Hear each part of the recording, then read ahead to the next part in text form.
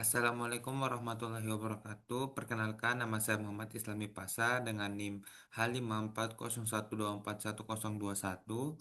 Dan pada video kali ini saya akan membahas penugasan pertemuan kedua mata kuliah pengantar ekonometrika yang membahas tentang persamaan regresi linear menggunakan aplikasi RStudio.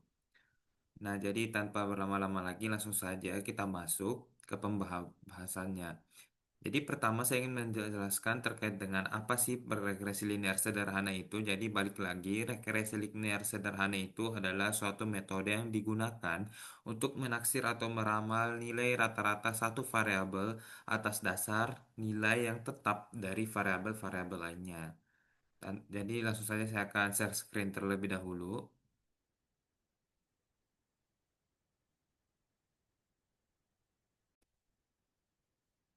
Nah, selanjutnya kita pilih di RStudio karena kita akan menggunakan RStudio untuk melakukan regresi linear sederhana pada pertemuan kali ini.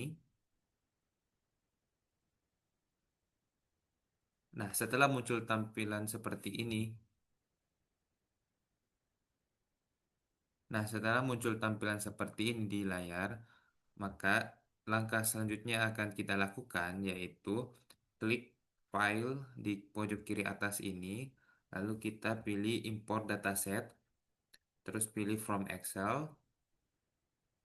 Nah, selanjutnya kita ke browse di sini.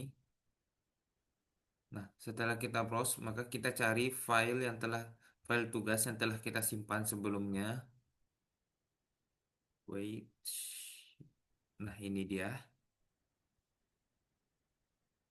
Tunggu dan oke, setelah muncul tampilan seperti ini, maka langkah selanjutnya yaitu kita pilih kita atur sheetnya terlebih dahulu ke file di sheet tugas. Oke, setelah kita atur ke sheet tugas, maka muncul tabel seperti berikut. Data previewnya itu ada minggu, harga, demand, di mana di bagian minggu ini kita skip. Nah, dan untuk harga dan demand sendiri kita biarkan di opsi double. Setelah itu kita ke rename dari segi namanya. Kalau saya sendiri pribadi ingin rename ke namanya itu penugasan aja. Biar nggak Pak. Soalnya kita nggak bisa panjang-panjang buat ngasih nama filenya di sini. Oke, setelah kita cek di sini sudah ada checklist di first row, open data juga di checklist, maka langkah selanjutnya kita import.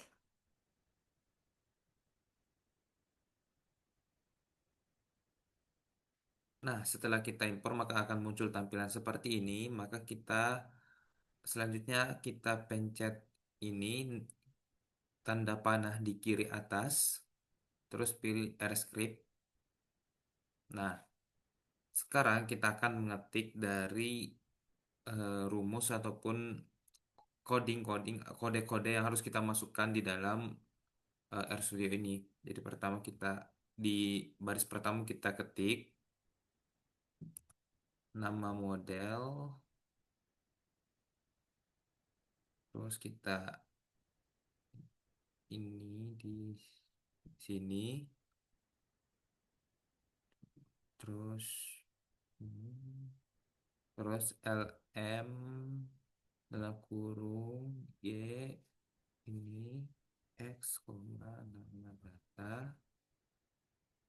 Terus habis itu kita lanjut ke baris kedua, summary dalam kurung nama model. Oke. Di situ kita angka ke sini baris 4 nama modelnya kita bebasin aja. Jadi mungkin di sini saya akan gunakan itu nama modelnya regresi linear sederhana.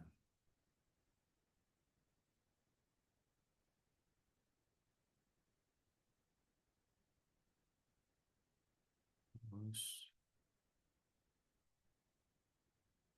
nah, sampai di sini kita lihat untuk Y-nya sendiri kita sesuaikan dengan data yang telah kita dapatkan. Jadi di sini kita bisa lihat untuk Y-nya itu diisi oleh demand dan X-nya itu sebagai harga di sini. Oke, jadi kita Y di sini tuh kita isi demand. Terus untuk X-nya kita isi harga. Dan untuk nama datanya sendiri itu kita sesuaikan dengan nama data yang sudah kita namai sebelumnya, yaitu penugasan. Ini kita lanjutkan ke baris kelima, summary. Nama modelnya itu kita tadi telah sepakati yaitu regresi linear sederhana. Kita pencet aja ini. Nah, setelah ini langkah yang paling menentukan keberhasilan dari tahapan kita sebelumnya yaitu kita pencet di baris keempat. Jadi kita sabar, kita ke baris keempat dulu di sini.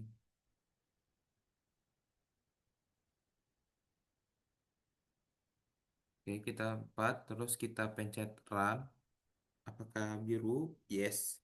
Karena di bagian bawah di sini kita bisa lihat dia berwarna biru, maka itu pertanda bahwa cara kita ataupun metode yang telah kita lakukan di RStudio ini berhasil. Nah, selanjutnya kita blok dari baris 4 ke baris 5. Ini kita run juga. Seret. Nah, maka muncul hasil yang kita inginkan, seperti data intercept ataupun R-square-nya telah muncul, maka bisa dibilang metode yang kita lakukan di RStudio ini telah berhasil, teman-teman. Nah, selanjutnya saya akan melakukan interpretasi data terkait hasil yang telah kita dapatkan dari metode regresi linear sederhana ini. Jadi yang pertama, saya ingin interpretasikan terkait dugaan parameter, yaitu nilai alfa dan nilai beta dari data yang telah kita dapatkan sebelumnya.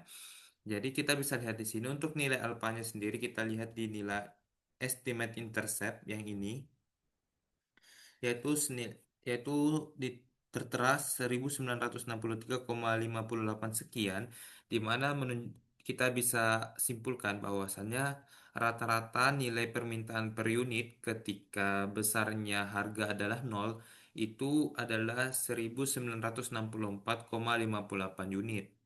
Nah, selanjutnya untuk nilai betanya sendiri kita bisa lihat di nilai estimate harganya itu di minus koma lima minus 5,33 sekian, yang dimana itu menunjukkan jika rata-rata harga itu naik sebesar $1.000, maka diduga rata-rata permintaan per unit akan menurun sebesar 5,33 unit.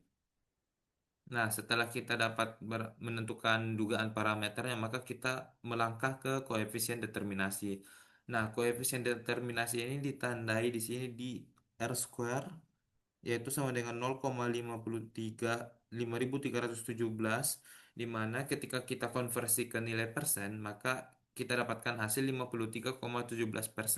Berarti sebesar 53,17% keragaman harga dapat dijelaskan oleh keragaman dari variabel harga. Sorry. Jadi sebesar 53,17 keragaman permintaan dapat dijelaskan oleh keragaman harga. Namun, sisanya itu 46,83% itu dapat dijelaskan oleh faktor-faktor lain yang terdapat di luar model. Nah, selanjutnya angka terakhir setelah kita berhasil menentukan koefisien determinasi, melihat interpretasi dugaan parameter, maka kita lihat dari interpretasi uji T dan uji F-nya itu sendiri. Nah, untuk uji T-nya itu kita bisa lihat di nilai eh, T value di bagian PR. Untuk bagian harga itu tertera nilai seperti ini. Nah, jadi untuk uji T-nya ini dikarenakan nilai P yang muncul di sini itu 4,87 kali 10 pangkat minus 6, dan tentunya jika kita tafsirkan itu nilainya ini kurang dari 0,05, maka dapat kita simpulkan ataupun dapat kita garis besarkan bahwasannya hipotesis awal ataupun H0 itu ditolak dan H1 itu diterima, di mana berarti harga itu berpengaruh signifikan terhadap variabel permintaan. Nah, selanjutnya untuk uji F-nya itu sendiri kita bisa lihat di sini di bagian bawah di nilai P value di sini yang saya tandai yaitu 4, yaitu nilai P-nya itu 4,866 kali 10 pangkat minus 6, di mana nilainya ini kurang dari 0,05, maka hasilnya itu di mana hipotesis awal itu ditolak, H0 ditolak, dan H1 itu diterima.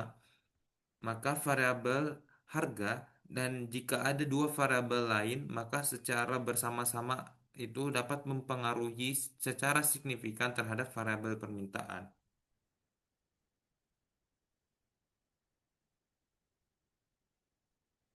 Nah, sekian dari saya tentang presentasi untuk penugasan di pertemuan kedua di RStudio, pengaplikasian RStudio. Aku terima kasih, kurang dan lebihnya mohon maaf. Wassalamualaikum warahmatullahi wabarakatuh.